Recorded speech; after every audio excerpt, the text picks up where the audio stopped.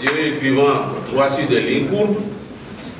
Je ne sais pas comment ça a pu se faire et que c'est aujourd'hui, 25 août, fête de Saint-Louis, roi de France, Louis IX, que Louis se présente devant vous pour ouvrir encore. Vous voyez, donc c'est vraiment la providence.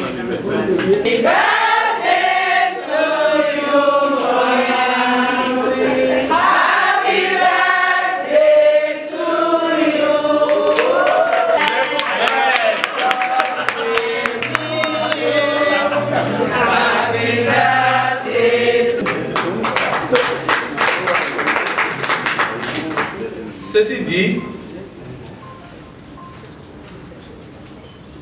c'est depuis 2008 que l'Union fait la Nation a commencé ce cheminement.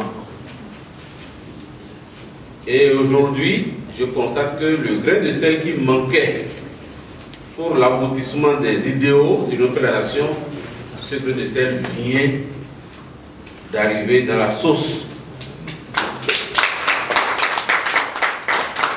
L'engagement des femmes, car ce que femme veut, Dieu veut.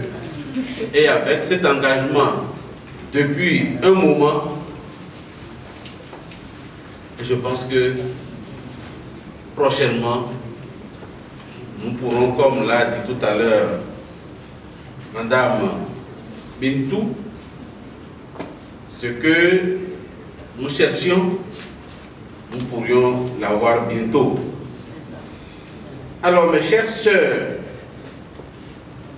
vous avez rappelé tout à l'heure les conditions dans lesquelles la proposition de loi portant amendement ciblé de la Constitution a été rejetée par une minorité de blocage constituée en majorité de ceux dont le parrain disait à temps et à contre-temps: je vous aime,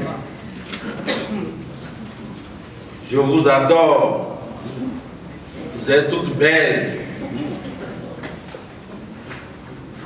Aujourd'hui, vous pouvez constater avec moi si ces mots étaient sincères.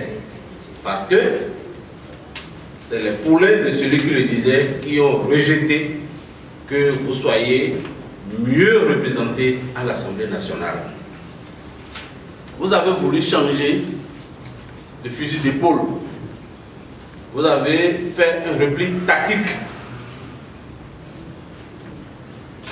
pour chercher à voir s'il n'y a pas de loi ordinaire, s'il n'y a pas d'autres mécanismes pour amoindrir le choc que vous avez reçu lorsque cette proposition a échoué. Aujourd'hui, le Parlement a voté la loi portant charte des partis. Et en ce moment même, le code électoral est étudié et adopté en commission.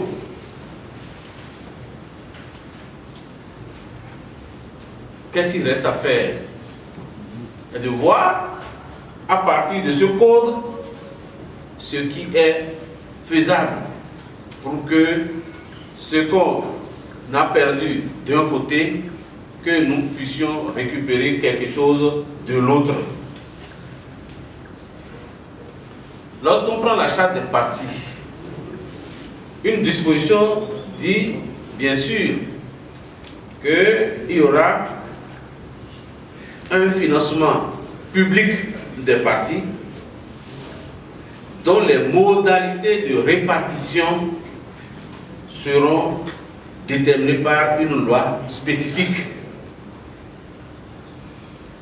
Je pense qu'au niveau de cette loi, cette proposition de loi, qui n'est même pas encore inscrite dans la session extraordinaire qui va s'ouvrir lundi,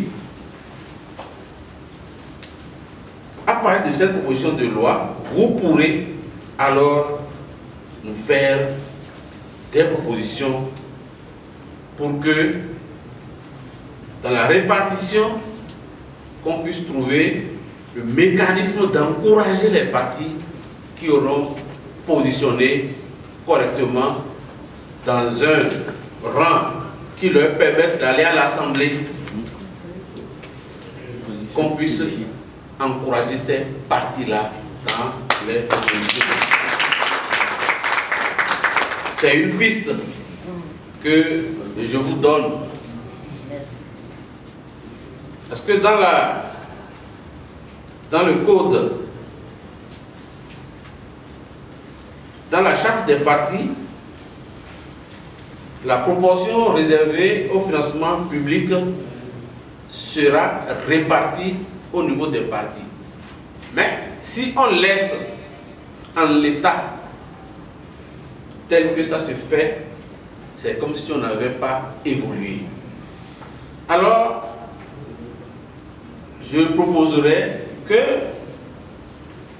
vous nous fassiez part des proportions qu'on peut réserver aux femmes dans cette répartition pour encourager les partis qui auront beaucoup de femmes à l'Assemblée. N'hésitez pas, c'est un gratin de cerveau. Toutes les compétences sont ici. Je vous demanderai alors de nous formuler des amendements pour relever le défi de la représentation des femmes. C'est sur cette recommandation que je voudrais bien déclarer ouvert cet atelier de formation sur les enjeux de la réforme du système partisan et le défi de la représentation des femmes dans les instances de prise de décision. Et je vous remercie.